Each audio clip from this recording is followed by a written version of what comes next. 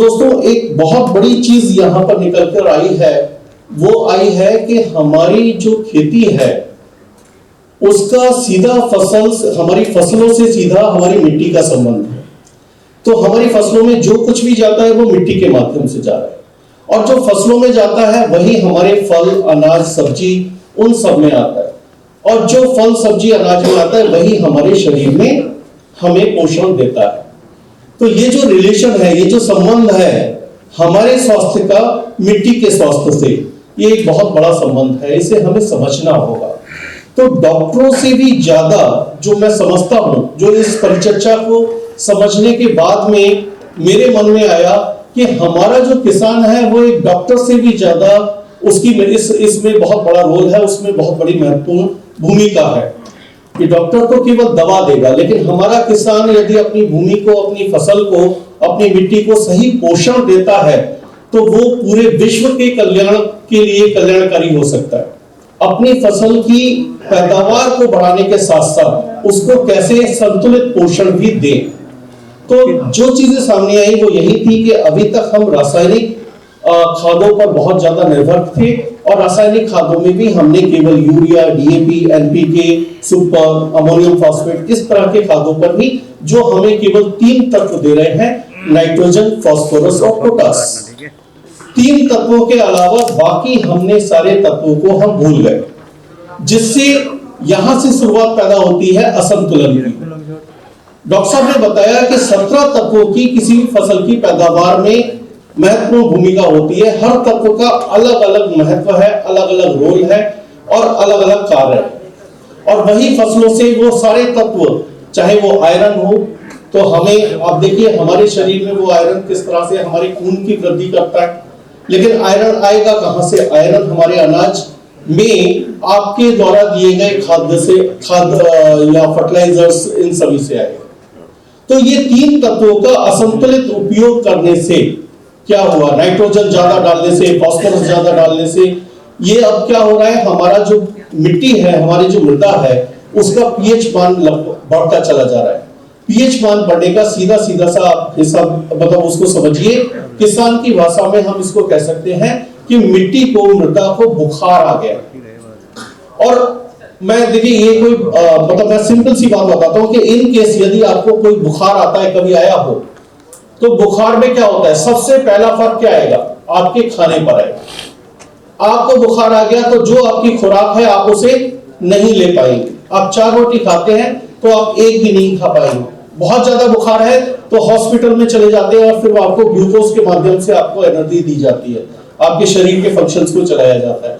तो ये जो संबंध है सीधा वो ये है कि जैसे जैसे बुखार बढ़ा वैसे वैसे आपके खाने की क्षमता कम हो गई, आप खाना नहीं खा पा रहे। ऐसा ही संबंध हमारे पीएच मान से, जैसे जैसे पीएच मान बढ़ेगा मिट्टी का, वैसे वैसे वो तत्वों का हमारी फसल को मिलना बंद हो जाएगा। थोड़ा पहले कम होगा, कम बुखार है तो कम होगा, और बुखार बढ़ा तो और कम हुआ, और अंत में ऊसर मिट्टी में, इसलिए कहते हैं ऊसर मिट्टी में बीज भी नहीं जमता। क्यों नहीं जमता? क्योंकि उसे कोई पोषक तत्व मिल ही नहीं रहा है। आप कितना भी यूरिया डाल लीजिए, कितना भी डीएपी डाल लीजिए, उसमें बीज का जमाव ही नहीं होगा, पैदावार ही नहीं होने वाली है। तो हमें समझना यह है कि ये ऊसरता बढ़ क्यों रही है। ये ऊसरता जो बढ़ रही है वो अति से बढ़ रही है। हमने यूरिया, डीएपी, इस तरह के रासायनिक खादों का अत्यधिक उपयोग करना शुरू कर दिया है। खाद बुरी चीज नहीं है, केमिकल फर्टिलाइजर भी अच्छे हैं, बुरा नहीं है, लेकिन संतुलित मात्रा में। हर चीज की अति बुरी होती है। आप नमक ज्यादा खाना शुरू कर दो, आप बीमार पड़ जाओगे। आप शुगर ज्यादा खाना शुरू कर दो, आपको शुगर की बीमारी हो जाएगी। आप घी, तेल जो है वो ज्यादा खाना शुरू कर दो, आपको कोलेस्ट्रॉल की प्रॉब्लम हो जाएगी। तो चीज कोई भी बुरी नहीं होती, चीज बुरी होती है अति। आप बीमार पड़े, डॉक्टर ने आपसे कहा कि भाई 1 गोली सुबह खानी है और 1 गोली शाम खानी है, 5 दिन तक आपने दवा खानी है। क्या आप कभी ऐसा करते हो कि 5 दिन की दवा 10 गोलियां एक साथ खा जाओ? और यदि कोई खा जाएगा तो क्या वो दवा रहेगी? वो दवा तब तक है जब तक आप उसको 1 गोली खा रहे हो, 1 सुबह खा रहे हो और 1 शाम को खा रहे हो डॉक्टर के अनुसार। लेकिन यदि आपने उसमें असंतुलन पैदा किया, आपने 10 की 10 गोली एक साथ खा ली, तब क्या होगा, वो दवा जहर बन जाती है। तो आज ये रासायनिक खाद हमारी खेती के लिए जहर बन चुके हैं। इसकी वजह से क्या हो रहा है कि हमारा जो मृदा का स्वास्थ्य है वो दिन ब दिन घटता चला जा रहा है। आज हमें जरूरत है कि हम जो खेती कर रहे हैं, हमारे पास जो खेत है, वो हम बच्चों को वही अच्छे खेत उनको सौंप कर जाएं, जिससे कि आने वाली पीढ़ी भी हमारे उस खेती को कर सके और अच्छी पैदावार बढ़ा सके। अब प्रश्न आता है कि डॉक्टर साहब, जैसे डॉक्टर साहब ने बताया कि लगभग 45-45% भूमि जो है वो जिंक की डेफिशिएंसी है हिंदुस्तान में। एक आंकड़ा है जिसमें कहा जाता है कि 70% भूमि सल्फर की डेफिशिएंसी है। तो ये सब क्यों हो रहा है? क्योंकि वो तत्वों को हम भूल चुके हैं और हम नाइट्रोजन फास्फोरस पर ही ध्यान दे रहे हैं। तो आज ये जो पीएच मान जो बढ़ रहा है, इसे कैसे संतुलित करें, ऊसरता को कैसे कम करें, पैदावार मतलब हमारे बाकी के जो तत्व हैं उनका अवशोषण कैसे हो, उन सब के लिए सबसे महत्वपूर्ण तत्व होता है जिम्मेदार, जिसको हम बोलते हैं सल्फर। सल्फर की अलग अलग फसलों में अलग अलग खुराक होती है। देखिए, खुराक और खाने में आपको अंतर समझना बहुत जरूरी है। खुराक हो गई कि हमें कितनी चाहिए, है ना, वो हो गई खुराक। अब किस किस माध्यम से चाहिए वो हो जाता है हमारा डिफरेंट प्रोडक्ट्स या हमारा डिफरेंट फूड, है ना। हमें चावल खा रहे हैं, हम रोटी खा रहे हैं, हम अंडा खा रहे हैं, ये सब क्या है, फूड है। लेकिन इन सब से क्या मिल रहा है, इन सब से हमें खुराक मिल रही है, वो एक कॉमन चीज है। तो हमें सबसे पहले तो ये समझना है कि सल्फर एक महत्वपूर्ण तत्व है। इस तत्व से के संतुलित उपयोग से बाकी तत्वों का एब्जॉर्प्शन हो जाएगा, बाकी तत्व हमारी फसल को मिलना शुरू हो जाएंगे। क्यों? क्योंकि सल्फर के माध्यम से हम मिट्टी के पीएच मान को सुधार सकते हैं। और ये कंपनी पिछले 50 वर्षों से न केवल हिंदुस्तान के किसानों को बल्कि विश्व के किसानों को सल्फर का सही गुणवत्ता वाला प्रोडक्ट, फर्टिस, कोसावेट गोल्ड या कोसामिल गोल्ड या कोसामिल, कई नामों से ये प्रोडक्ट आते हैं। इनके माध्यम से हम अपने किसानों को, न केवल हिंदुस्तान के किसानों को बल्कि विश्व के किसानों को सल्फर उपलब्ध कराते आ रहे हैं। लेकिन जरूरत है जागरूकता की। हम सल्फर को खाद नहीं समझते, हम खाद के नाम पर केवल यूरिया और डीएपी समझते हैं। तो बहुत सारी ऐसी फसलें हैं कि जहां पर फास्फोरस से भी ज्यादा हमें सल्फर की जरूरत है। तो इन चीजों को आपने समझना होगा।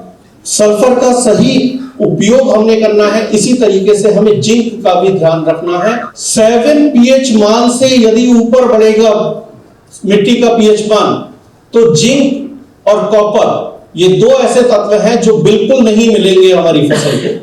7 पीएच मान तक जिंक की अवेलेबिलिटी होती है, जिंक हमारी फसल को मिल सकता है। लेकिन जैसे जैसे 7 से ऊपर पीएच मान जाएगा, जिंक नहीं मिलेगा। इतनी पीएच मान की मिट्टी को आप चाहे कितना भी जिंक दे दो, कोई फायदा नहीं है, वो हमारी फसल में आने वाला ही नहीं है। अब उसके लिए करें क्या? उसके लिए हमें जरूरत है जिंक के साथ साथ सल्फर की पूरी मात्रा, फसल की जरूरत के हिसाब से। और फसल की जरूरत सल्फर की एक मोटा मोटा, क्योंकि बहुत सारी फसलें हैं, आप लोग अलग अलग फसलें लेते होंगे, मैं मोटा मोटा बता दूं कि 6 किलो से लेके 15 किलो सल्फर प्रति एकड़ तक की जरूरत अलग अलग फसल में होती है। तो उस हिसाब से आपने फसल की जरूरत के हिसाब से सल्फर दीजिए।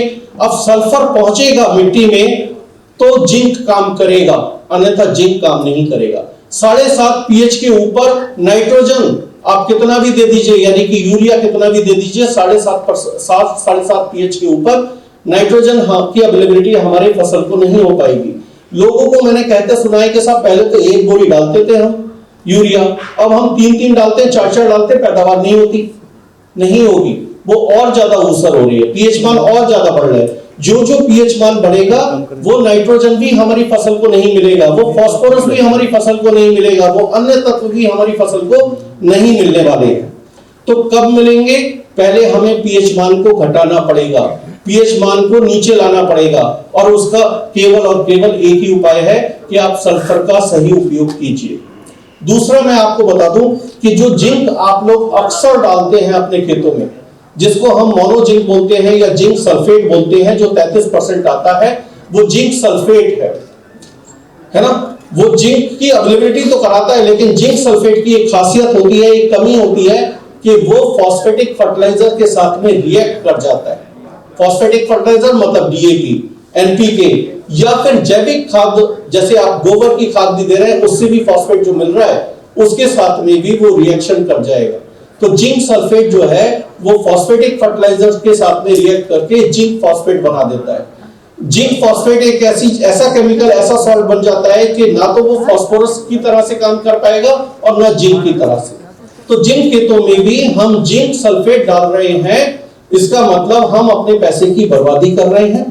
इसका मतलब हम डीएपी जो भी खरीद के लाए हैं वो पैसा हमारा बेकार जा रहा है, जो भी हम जिंक खरीद के लाए हैं वो पैसा हमारा बेकार जा रहा है। अब बताओ करें क्या? जिंक तो बहुत जरूरी बात बताई है डॉक्टर साहब ने कि जिंक के बिना तो हमारी इम्यूनिटी वीक हो रही है। कोरोना आया तो जिंक की टैबलेट हमें खानी पड़ी। जिनके शरीर में इम्यूनिटी थी, जिंक था, उनको कोरोना ने नुकसान भी नहीं किया। जो मलेरिया की बात आप कर रहे थे वैसे वो की इम्यूनिटी, मतलब कोई भी बीमारी हमें आएगी और आके चली जाएगी या कम खर्चे में ही हमारा काम हो जाएगा। हमारी फसलों में यदि जिंक की पूरी है, जिंक जो है तो उसमें बीमारियां तो आएंगी, लेकिन कम खर्चे में, एक स्प्रे में या हल्की दवा में ही वो स्वस्थ हो जाएगा।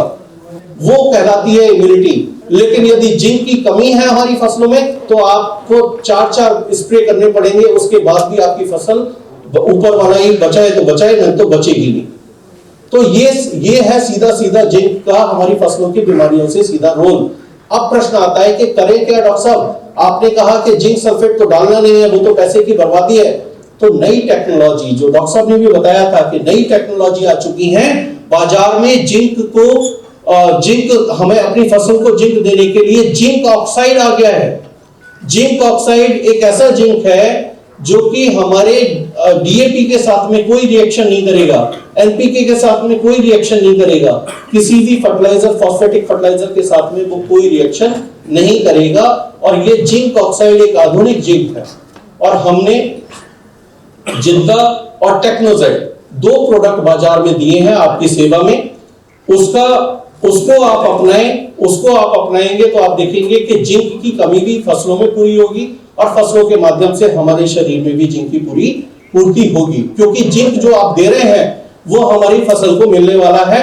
एक कारण तो ये कि वो डीएपी के साथ झगड़ा नहीं करेगा, तो सीधा खेत में जाएगा और फसलों में जाएगा।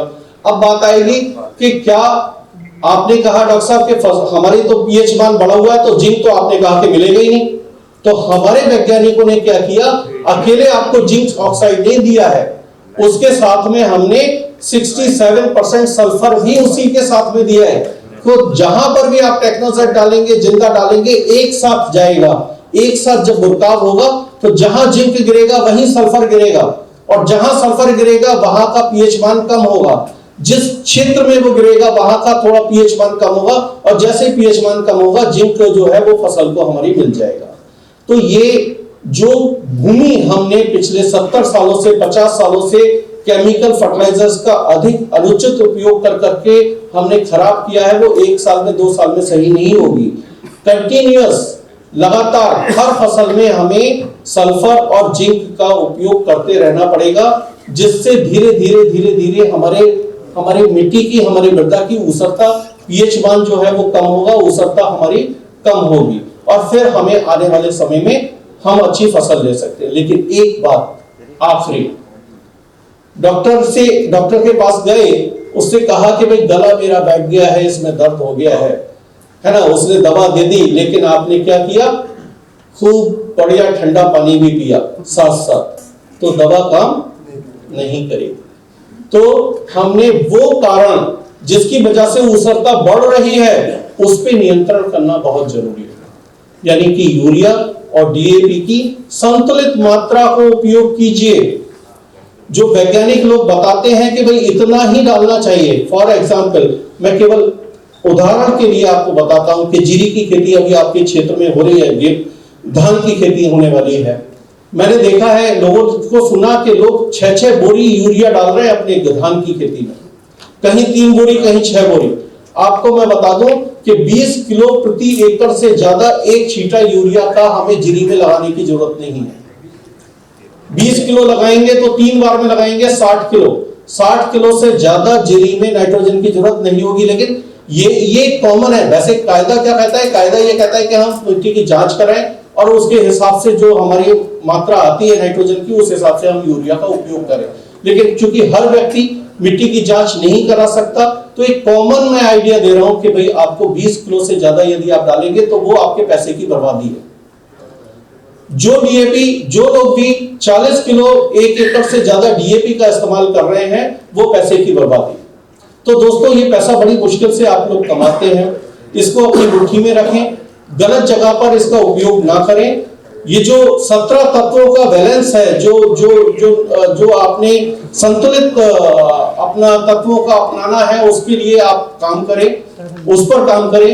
नाइट्रोजन, फास्फोरस, इन पे नियंत्रित करके हमें सल्फर और जिंक और बाकी अन्य जो सूक्ष्म पोषक तत्व डॉक्टर साहब ने बताए थे, उनका हम उपयोग करें और अपनी खेती को, अपनी मिट्टी को सुधारें और अपनी खेती से ज्यादा पैदावार कम खर्चे में इस तरह से हम ले सकते हैं।